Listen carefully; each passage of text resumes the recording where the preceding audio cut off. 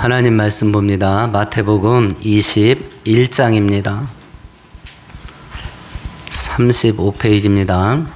마태복음 21장 23절에서 32절까지 한 절씩 교독합니다. 예수께서 성전에 들어가 가르치시되 대제사장들과 백성의 장로들이 나와 이르되 네가 무슨 권위로 이런 일을 하느냐? 또 누가 이 권위를 주었느냐?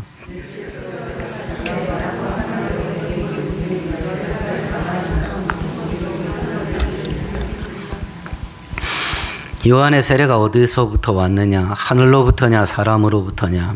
그들이 서로 의논하여 이르되 만일 하늘로부터라 하면 어찌하여 그를 믿지 아니하였느냐 할 것이요.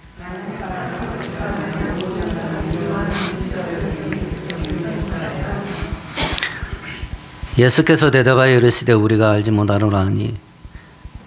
예수께서 이르시되 나도 무슨 권위로 이런 일을 하는지 너에게 이르지 아니하리라.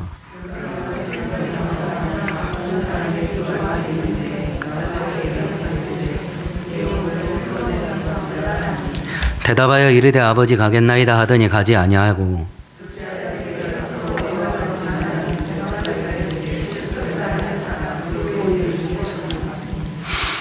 그 둘 중에 누가 아버지의 뜻대로 하였느냐 이르되 둘째 아들이니이다. 예수께서 그들에게 이르시되 내가 진실로 너에게 이르노니 세리들과 창녀들이 너희보다 먼저 하나님의 나라에 들어가리라.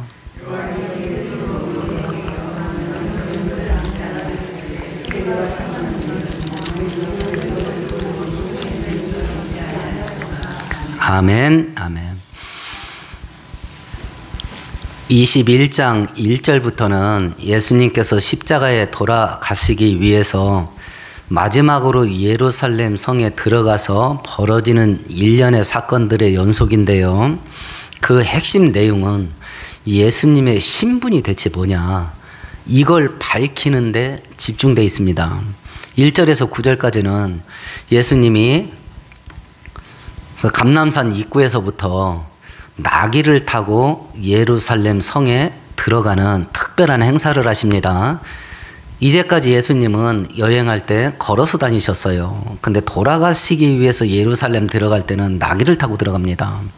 스가랴서에 이스라엘 백성들을 구원하기 위해서 오시는 구원자는 나귀 타고 오신다 하는 그 말씀을 성취하시기 위해서 나귀를 타고 들어가는데, 백성들은 나뭇가지와 자기의 옷을 길바닥에 깝니다. 그리고 그것을 밟고 예수님이 들어가요. 이것은 그 당시에 왕이 성 바깥에 행차했을 때, 그리고 다시 성 안으로 복귀할 때 왕을 맞을 때 했던 실제적인 관습이에요. 예수님께서 예루살렘 성에 들어갔을 때 백성들이 그렇게 예수님을 영접했다는 이야기는, 적어도 예루살렘 성에 들어갈 때 백성들은 예수를 뭘로 본 거예요? 왕으로 본 겁니다. 근데 딱 한나절만 왕으로 생각합니다. 딱 한나절만. 그리고 10절에서 17절까지는 왕으로 예루살렘에 들어가신 예수님은 하나님의 집 성전 안에 들어가셔서 잡상인들로 버글버글한 그곳을 싹 뒤집어 엎어버리셔요. 하나님의 집인 성전에 하나님의 아들 신분으로 들어가서, 하나님의 아들은 곧 하나님이시니까 자기 집을 청소하세요. 자기의 신분이 하나님, 그 집주인, 성전의 주인 하나님이라는 것을 증명한 겁니다. 그리고 오늘 본문에 들어오면 또다시 예수님의 신분이 뭔가 하는 걸로 대제사장들과 백성들의 장로, 종교 지도자와 정치 지도자들 간의 말다툼, 이 변론이 벌어지는 내용입니다. 예수님의 권세가 어떤 권세냐 대체, 이것을 설명하기 위해서 예수님은 두 가지 비유를 듭니다.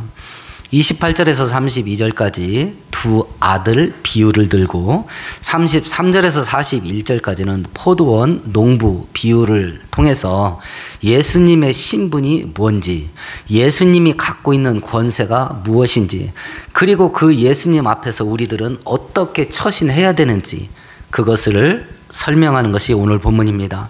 오늘 성경을 살펴볼 때 우리가 예수님의 신분을 바로 알고 그 앞에서 순종하는 신실한 믿음의 길을 가는 우리 모두 되기를 축원드리겠습니다. 이제 예수님의 권위에 대해서 추궁하는 자들이 나타났네요. 23절을 같이 읽어봅니다. 예수께서 성전에 들어가 가르치실세.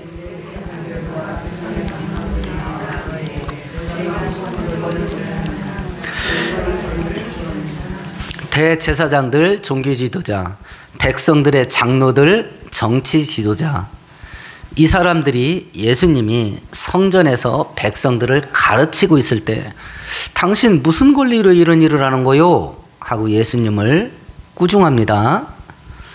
추궁을 합니다. 어제 있었던 사건과 맞물리는 겁니다. 예수님이 성전에 들어가서 성전 안에서 장사하고 있던 상인들을 전부 내쫓았습니다. 성전을 관리를 하고 성전을 운영하는 권리는 대제사장들이 가지고 있습니다. 성전 안에서 벌어지는 행사, 성전을 어떻게 운영할 건지 이 결정권은 대제사장이 가지고 있습니다. 그 대제사장이 상인들을 지적하여 당신은 성전 뜰 안까지 들어와서 재물을 팔아도 됩니다. 돈 환전하는 달러상들한테 당신은 성전 안뜰까지 들어와서 환전 사업을 해도 됩니다 하고 자격을 주어서 그 상인들이 성전 뜰 안에서 장사를 하고 있었다. 우리가 허락한 거다. 성전 관리와 성전 운영 권리가 제사장들인 우리한테 있었다. 그래서 우리가 그 사람들의 권위를 위임을 해서 그 사람들이 성전 뜰 안에 들어와서 장사를 하고 있었다.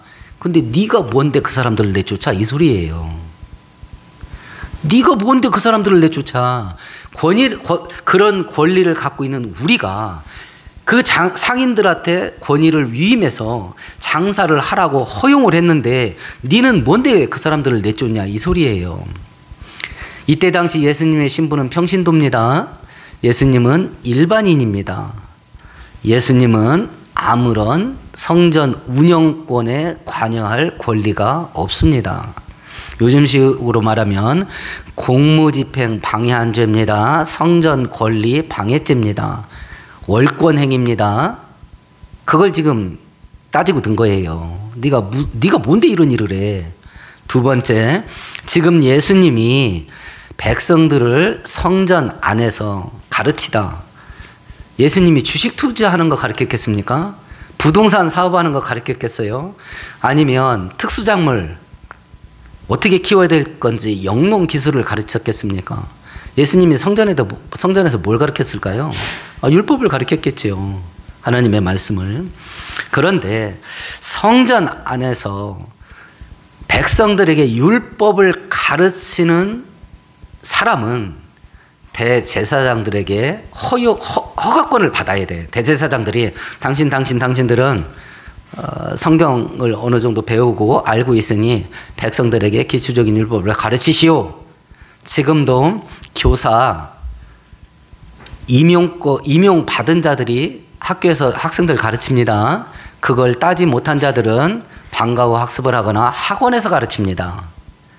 백성들에게 율법을 가르치는 것은 대제사장들에게, 종교 지도자들에게 위임을 받은 자들이 백성들에게 율법을 가르칠 수 있습니다. 그런데 예수님은 그걸 받지 않았거든요. 사도행전에 보면 바울 사도가 순교 직전에 체포되는데 두 가지 죄목으로 유대인들에게 고발을 당합니다. 첫 번째는 이 인간이 다니면서 율법을 지킬 필요가 없다라고 가르치고 돌아다닙니다. 율법을 멸시를 합니다. 두 번째, 이방인을 데리고 성전 안까지 들어왔습니다. 성전을 모독한 겁니다. 이렇게 해서 바울 사도를 죽이려고 하거든요. 지금 예수님이 여기에 딱 걸린 거예요. 성전 모독죄, 그리고 월권행위, 아무것도 아닌 신분의 대제사장들이 할 수 있는 권한들을 막 깨부시고 다니는 거예요. 지금 이런 행동을 보고 종교 지도자들과 정치 지도자들이 예수께 와서 네가 뭔데 이런 일을 하냐 라고 추궁을 한 겁니다. 그러니까 지금 예수님은 함정에 빠진 겁니다. 예수님은 함정에 빠진 거예요. 어떤 말을 어떻게 하냐에 따라서 생명의 위협을 받을 수도 있습니다. 실제적으로 성전 모독죄로 바울 사도는 돌팔매질로 죽을 위험에 빠지기도 했었으니까요. 그런데 이런 함정에 걸릴 질문을 받고 예수님이 도리어 질문을 하나 합니다. 25절을 같이 읽어봅니다. 요한의 세례가 어디로서 왔느냐?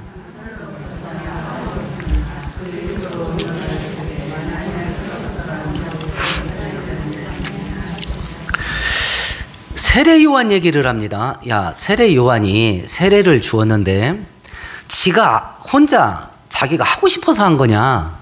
아니면 하나님이 시켜서 한 것 같으냐? 이렇게 물어봤습니다. 그러니까 이 질문했던 종교 지도자들과 정치 지도자들이 이 머리가 이제 복잡해지게 됐습니다. 지들끼리 상의를 합니다. 지가 하고 싶어서 자발적으로 한 거다, 세례를 베푼 거다라고 한다면 백성들이 세례 요한을 하나님이 보낸 선지자로 알고 있는데 백성들한테 공격당할까 싶다. 만일 하나님이 시켜서 세례를 준 것이요 라고 한다면 그 세례 요한이 예수님을 뭐라고 소개했어요? 세상 죄를 짊어지고 가는 하나님의 어린 양이다, 구원자라고 소개했거든요. 만약 세례 요한이 하나님이 보내서 세례를 베푸는 것이었다고 한다면 그 세례 요한이 내가 구원자라고 했는데 왜 안 믿냐? 라고 할 것이요. 그러니까 종교 지도자, 정치 지도자들이 뭐라고 말했냐면 예수님에게 우리는 잘 모르겠습니다. 이렇게 대답했어요.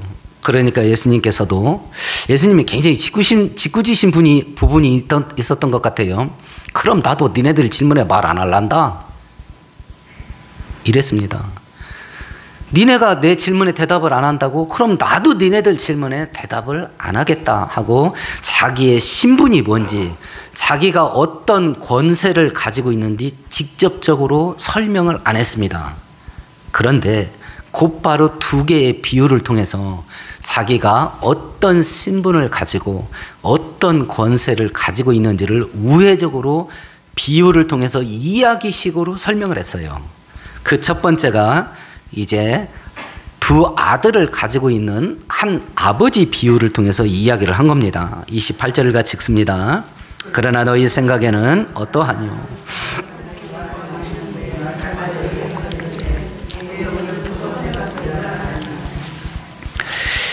주인공이 등장합니다. 한 아버지가 나타납니다. 두 아들, 큰 아들, 작은 아들이 나타납니다. 여기서 아버지는 하나님을 상징한 겁니다. 큰 아들은 먼저 선택받은 자, 유대인, 특별히 백성들을 가르치는 하나님 말씀을 가르치는 종교 지도자들을 상징을 합니다. 둘째 아들은 불순종하는 죄인, 이방인, 31절에는 둘째 아들을 세리와 창녀로 비유를 했습니다. 이렇게 이야기가 꾸며지는 겁니다. 아버지가 큰 아들한테, 두 아들한테 밭에 가서 일 좀 해라 라고 이야기를 했습니다. 큰 아들이 어떻게 반응했냐면 29절에 보니까 네, 알겠습니다 라고 대답하고 안 갔다. 한닥하고 안 했다. 한닥하고. 이것이 종교 지지자들의 모습입니다. 하나님의 뜻을 압니다. 백성들에게 가르치기까지 합니다. 근데 지는 안 해. 근데 자기는 안 합니다. 둘째 아들입니다. 죄인입니다. 아버지 말 듣자마자 싫어요. 내가 왜 해요? 하고 거절을 했습니다. 거역을 했습니다. 근데 조금 지나고 나니까 내가 그러면 안 될 것 같다. 그렇게 해서 후회를 하고 밭에 가서 일을 했습니다. 이 두 아들의 이야기를 듣고 예수님이 질문합니다. 두 아들 중에 누가 효자요? 하고 물었습니다. 그러니까 사람들이 다 대답합니다. 둘째입니다. 둘째입니다. 맞다. 너희들이 죄인 취급하던 하나님의 말씀을 거역하고 불순종했던 세리와 창녀들은 나중에 후회하고 회개하고 다 들어온다. 그 사람들은 천국 갈 거다. 첫째 아들을 너희들은 버림받게 될 거다. 라는 것을 이야기하시므로 자기의 신분이 아버지라는 걸 얘기한 겁니다. 자기의 신분이 하나님이라는 걸. 세리는 우리식으로 말하면 일제시대 때 친일파입니다. 로마 제국의 백성들에게 세금을 걷어서 대신 납품하던 세금 브로커들이에요. 로마 제국은 직접 세금 징수를 하지 않고 각 지역마다 현지인 세금 징수 대리인을 세웠습니다. 그리고 거둬들일 세금의 총액만 할당시켜 줬어요. 대전에 세무 담당자를 하나 세워놓고 대전에서 1년에 1,000억만 걷어들여라 하고 세금을 거둘 수 있도록 로마 군대를 이용할 수 있는 권한을 줬습니다. 그럼 이 사람이 얼마를 거둘 것 같아요? 로마 제국은 자유를 줬습니다. 네가 대전 시내에서 얼마나 삥을 뜯든지 좋다. 얼마나 걷어들이든지 좋다. 대신 로마 정부에는 1년에 1,000억 보내. 세금 걷는데 사람들이 저항하냐? 군대 써. 이렇게 준 거예요. 그러니까 이 세리로 임명된 세금 징수 대행자는 유대인입니다. 백성들 등골을 벗겨 먹는 거야. 그러니 조선시대 탐관으로 생각하시면 됩니다. 얼마나 저주를 했을까, 세리들을. 얼마나 저주했을까. 사람 취급을 안 합니다. 백성들의 고열을 빨아가니까. 12제자 중에 마태복음을 쓴 마태 직업이 뭐였지요? 세리 마태입니다. 그지다던 사람이에요. 대신 돈은 빵빵하게 법니다. 사람들한테 무시당할 망정 뭐니 해도 돈이 최고지. 돈은 떼돈을 봅니다. 12제자 중에 하나 시몬이라는 사람이 있습니다. 시몬 베드로 말고요.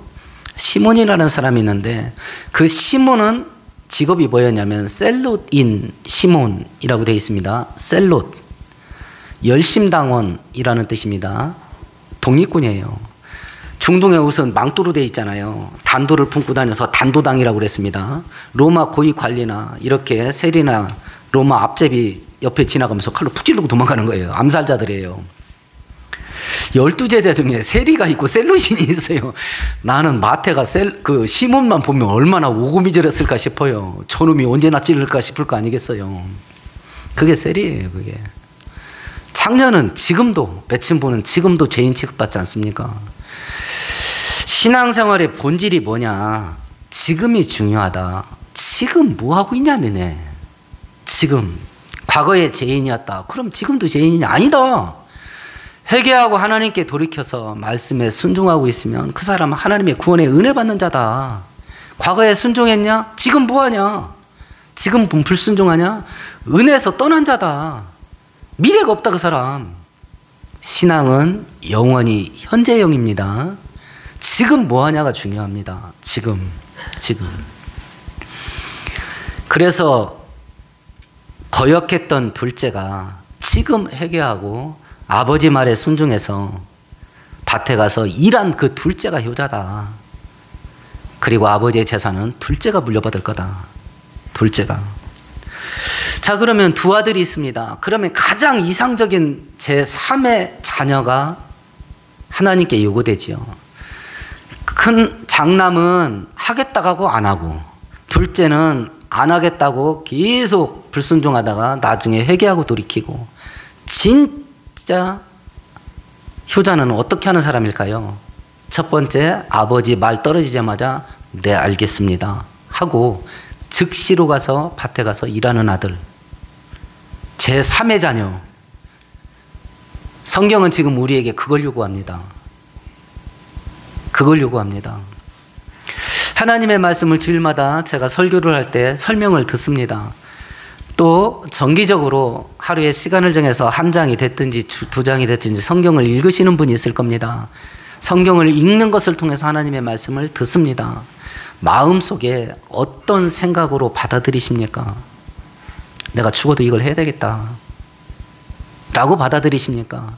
하긴 해야 되겠는데 요새는 이렇게 하고 살다가는 밥도 못 먹고 살 것 같다 이러십니까? 어떤 반응이 있을 거 아니겠습니까? 그러면 이 아버지의 말을 놓고 아버지가 진짜 원하는 자식의 반응이 뭘까? 아버지의 말이 떨어지면 네, 알겠습니다. 두 번째, 즉시로 가서 시행하는 거. 그런 자녀들을 하나님께서 이 시대에 원하신다. 우리가 이 성경 말씀을 놓고 하나님이 원하시는 제3의 자녀들 전부 회복되게 될 수 있기를 축원드리겠습니다. 곧 이어서 또다시 비유를 듭니다. 포도원 농부 비유를 듭니다. 33절을 같이 읽어봅니다. 다른 한 비유를 들어라.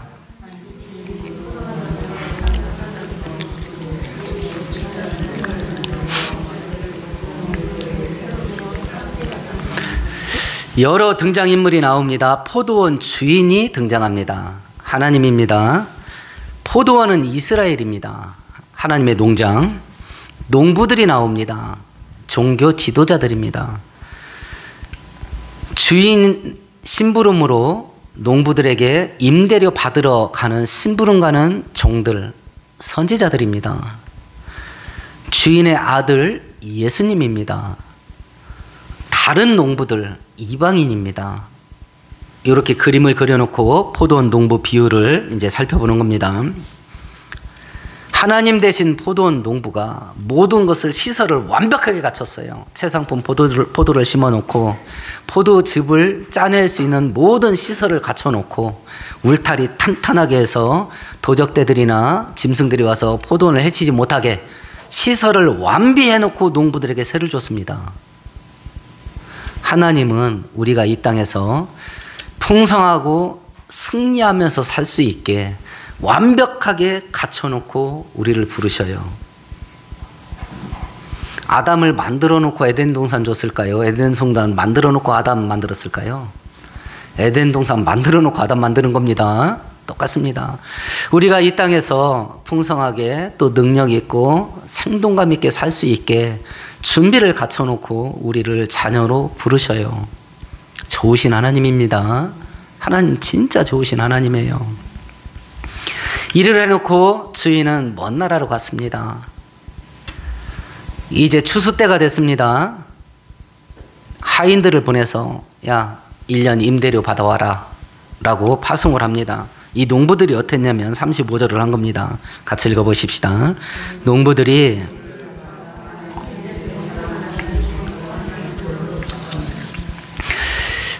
주인의 하인들을 때로는 죽이기도 하고 때로는 반병신을 만들어서 보냈습니다. 빈손으로. 예레미야 선지서 35장에 보면 이때 예레미야 선지자 때 바벨론에게 망합니다. 이사야 때 40년, 예레미야가 50년, 거의 100년을 바벨론이라는 나라에 망하게 될 거라고 경고를 합니다. 이사야 선지자 때는 바벨론이라는 나라도 없었어요. 바벨론이라는 나라도 없는데 바벨론에게 망한다니 누가 믿겠습니까? 근데 예레미야 때는 바벨론에게 3번 공격당했거든요. 공격을 실제로 당하고 있는 거예요. 그러면서 이런 말을 합니다. 내가 내 종 모든 선지자를 너희에게 보내고 부지런히 보내며 이르기를 너희는 이제 각기 악한 길에서 돌이켜 행위를 고치고 다른 신을 쫓아 그를 섬기지 말고 나에게 돌아오라. 하나님의 선지자를 막 100년 동안 계속 보내는 거야. 계속. 예레미야 선지자 별명이 뭐냐면 눈물의 선지자입니다. 예레미야 선지자가 너네 그러면 망한다 이러면 백성들이 어떻게 되는지 아세요? 아주 늑살나게 팹니다. 예레미야 선지자를. 막 개패도 패는 거예요. 그러니까 예레미야 선지자가 나중에 어떻게 하는지 아세요? 내가 2번 다시 입을 여놔봐라 이럽니다. 왜 나가서 말만 하면 얻어 터지니까 내가 2번 다시 입을 여놔봐라 했더니 하나님의 말씀이 내 가슴에서 불 붙는 듯하여 말을 안 하니까 죽을 것 같아. 그러니까 예레미야가 중간에 낀 거예요. 말하면 백성들한테 터져. 내가 말하나 봐라. 안 하려니까 막 하나님이 가슴이 터질 것 같이 만들어버리는 거야. 그럼 또 나가서 또 말을 해. 그럼 또 직살나게 맞아. 그렇게 50년 살았어요. 그렇게. 하나님의 무한 기다림입니다. 하나님의 무한 사랑이에요. 하인만 보내면 죽이는 거야. 근데 막 계속 보내. 계속 보내. 상상을 초월하는 인내예요. 여러분은 그걸 이런 하나님이 하나님이 이러시는구나 하는 걸 체득 땅 하고 망치로 맞는 것처럼 이 진리에 부딪혀봤는지 모르겠습니다. 저는 몇 년 된 것 같아요. 목사인데도 몇 년 전에 하나님이 그동안 나를 버리지 않은 게 정말 고맙다. 내가 그렇게 살았는데 나를 버리지 않아 주신 게 정말 고맙다. 버리지 않아 준 게, 나를 향해서 오래 참아준 게 정말 고맙다. 하나님이 나를 오래 참지 않았다면 내가 어떻게 됐을까? 하나님이 도중에 나를 버렸다면 어떻게 됐을까? 이 어려운 때 예수라도 안 믿었으면 내가 어떻게 됐을까? 여러분들은 그 진리에 부딪혀 봤는지 모르겠습니다. 지금 그 얘기를 하는 거예요. 하인들을 막 계속 보내는 거야.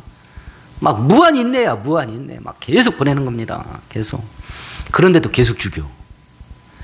그래서 포도원 주인이 마지막 결단을 합니다. 그게 뭐냐면 37절이에요. 우리 37절에서 39절까지 같이 읽어봅시다. 후에 자기 아들을 보내며 이르되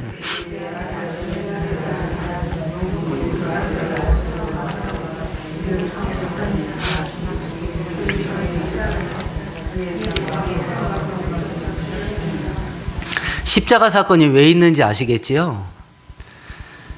선지자를 보내니까 죽어도 안 들어.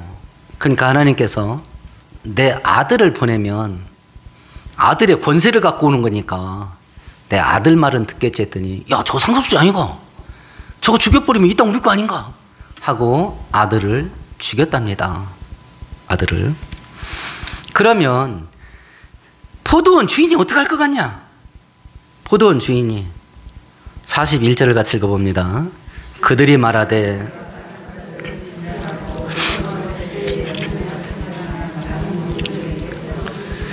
성경은 하나님을 오래 참으시는 하나님이라 그렇게 말씀하셔요. 성경은 그 어디서고 하나님이 영원히 참는다라는 말을 한 적이 없어요. 하나님은 오래 참습니다. 오래 참는다는 이야기는 참는 걸 멈출 때가 온다는 이야기예요. 영원히 안 참습니다. 오래 참습니다. 오래. 이 악한 농부들을 오래 참았습니다. 근데 주인이 참는 것을 멈추는 때가 옵니다. 그날이 농부들의 멸망의 날이고 이 날이 재림 때입니다. 이제 우리가 고난주간 부활절 지내면서 십자가를 생각했습니다. 십자가는 양면성이 있습니다. 십자가는 양면성이 있습니다. 십자가가 지금 앞면, 십자가의 앞면이 어디를 향하고 있냐면 우리를 향하고 있습니다. 그래서 십자가 보면 삽니다. 진짜 삽니다. 모세 시대의 광야에서 하도 백성들이 원망하니까 하나님이 독사를 보냈습니다. 사람들이 중독돼서 막 죽어가기 시작합니다. 모세가 살려달라고 하나님께 간구합니다. 하나님께서 살길을 열어줍니다. 독사의 모양을 노소로 만들어라. 녹여서 장대에다 달아가지고 높이 들어 올려라. 그거 쳐다보면 산다해라. 근데 성경은 뭐라고 말하냐면 많은 사람이 죽었답니다. 놀랍지요? 독사에 물려서 중독돼가지고 왜 별명이 불뱀이냐면 고열로 죽이는 거예요. 그 뱀에 물리면 고열로 죽어요. 그래서 뱀의 이름이 불뱀이에요. 그 고열에 시달려 죽어가면서도 그거 쳐다보면 산다는데 그것도 안 보고 죽은 사람이 많다는 이야기예요. 그 불뱀, 장대에 달린 노뱀, 그게 신약시대에 뭐예요? 십자가에 달린 예수예요. 그 예수 보면 삽니다. 십자가가 지금 우리들에게 앞면이 우리들을 향해 있어요. 그러면 십자가의 뒷면은 지금 누가 보고 있을까요? 하나님이 보고 있지. 십자가의 뒷면은 하나님이 보고 있습니다. 그럼 하나님은 부글부글한 거예요. 그렇잖아요. 당신의 아들 예수를 보냈는데 그걸 기어이 죽여놓고서 안 믿어. 십자가는 거대한 댐이에요. 하나님의 저주와 진노를 십자가가 가로막고 있어요. 하나님의 진노가 계속 차오릅니다. 지금은 그 십자가 막고 있습니다. 성경은 그 십자가 탁 하고 넘어질 날이 온다 그래요. 그날이 재림의 날입니다. 그날이, 그때는 그 진노가 쏟아지는 거야. 성경은 말합니다. 그걸 누가 피하랴. 십자가 뒷면을 바라보면서 당신의 아들 예수께서 나의 하나님 나의 하나님 어찌하여 나를 버렸습니까 하고 돌아가신 그 절규를 아버지가 들었을 건데 그걸 참고 분노를 막 지금 쌓아놓고 있는 겁니다. 십자가 뒷면은 지금 거대한 분노의 댐이에요. 분노의 댐. 성경은 말합니다. 그거 탁 하고 넘어질 날 온다. 넘어질 날 온다. 내가 그걸 맡고 있는 포도원 농부의 아들이다. 아들이다. 그걸 지금 얘기한 겁니다. 그걸. 결산의 때가 옵니다. 그 재림의 직전에 있을 일들이 마태복음 24장 앞으로 살펴보겠는데 그것이 지금 큰 사건으로 날마다 터집니다. 날마다. 그러니까 지금 우리는 조심해야 될 때예요. 제 후배 목사님이 하나님의 심판에 대해서 어떻게 이야기를 하다가 이런 말을 합니다. 저는요 초등학교 때 시골에서 돼지 키우면서 죄지면 심판 받는다는 것을 확실하게 알았습니다. 이러더라고요. 그래서 내용을 들어보니까 자기 집이 찢어지게 가난했답니다. 그래서 동네 안에서도 못 살고 동네 조금 떨어진 산자락 밑에다 쓰러지는 움막 짓고 살았대. 자기 가족들이. 그래서 돼지 한 마리하고 오리 몇 마리를 키웠는데 이 돼지가 돼지 우리로 오리만 들어오면 물어 죽인다는 거예요. 처음에 한두 마리는 아버지가 그냥 놔뒀대. 그러니까 세 번째 딱 물어 죽였을 때는 아무 말도 안 하고 몽댕이 하나 딱 갖고 들어가시더니 30분 막 개패득했대 돼지를. 그러니까 나중에 처음엔 도망다니더니 나중에는 막 이게 엎어져가지고 그냥 일방적으로 구타를 당했대 돼지가. 그러니까 막 머리고 막 코고 막 피 질질 나고 막 이렇게 맞았답니다. 오리 죽은 걸 돼지 머리 앞에다 탁 던지고 오리 물지 마! 이러고 나오셨대요 아버지가. 근데 기적이 일어났어. 그다음부터는 이 돼지가 오리가 들어와도 물지를 않았대요. 그래서 자기가 초등학교 때니까 그거 딱 보고 하나님께 불순종하면 심판받을 날이 온다. 자기는 그때 그게 막 뇌리에 팍 꽂혔대. 그래서 목사의 길로 불러도 네 하고 갔다고 하더라고. 네 하고 갔다 가더라고. 지금 성경이 그 얘기하는 겁니다. 그 얘기하는 거예요. 넘어질 날 온다. 넘어질 날. 그리고 그 심판을 맡고 있는 게 지금 나다. 내가 포도원 농부의 아들이다. 내가 갖고 있는 권세가 그것이고 나의 신분의 본질이 그거다. 우리는 삼위일체 하나님을 믿으니까 아버지 하나님, 아들 하나님, 예수님 동일하게 하나님이니까 예수님의 신분은 하나님이에요. 하나님. 그러면 그 권세를 가진 하나님 앞에서 내가 지금 해야 될 게 뭐냐? 어떻게 처신해야 되냐? 딱 하나밖에 없어요. 아멘 하고 순종하는 겁니다. 아멘 하고. 제가 어려서부터 애들한테 순종을 가르치면서 뭔 얘기를 하면 아빠가 이렇게 말하는데 이 말에 대해서 너희들이 대답할 수 있는 대답은 딱 세 가지야. 1번 넵, 2번 예, 3번 예스. 그 셋 중에 하나만 해라. 그 셋 중에 하나만 해라. 1번 넵, 2번 예스, 3번 예. 셋 중에 하나만 해라. 다른 대답이 필요 없어. 다른 대답이. 지금은 특별히 깨어 있어야 될 때입니다. 그러면 야, 나는 하기 싫어 죽겠는데 하나님이 하라는 거 그냥 질질 끌려가듯이 그렇게 하고 살아야 되냐. 억지로 끌려가듯이 순종하면서 하나님 하지 마! 라고 할 때는 우리에게 안 하는 게 복이 되기 때문입니다. 하나님께서 이거 해! 라고 하실 때는 그걸 하는 게 복이 되기 때문이 하라가는 겁니다. 하나님은 우리들에게 은혜 주시는 것, 은혜 주시고자 하는 마음, 그거 하나밖에 없어요. 왜냐? 하나님은 우리의 아버지이기 때문에 그렇습니다. 순종의 길을 자원해서 기뻐하면서 걸어가는 인생들에게 부어질 은혜와 축복은 상상 초월입니다. 그걸 본인들이 받으시고 자식들을 가르치셔요. 하나님 말씀에 아멘 하면서 살으라고. 우리 아이들은 패역한 세대에 삽니다. 패역한 시대에 삽니다. 오늘 말씀 생각하시면서 함께 동성으로 기도하십시다.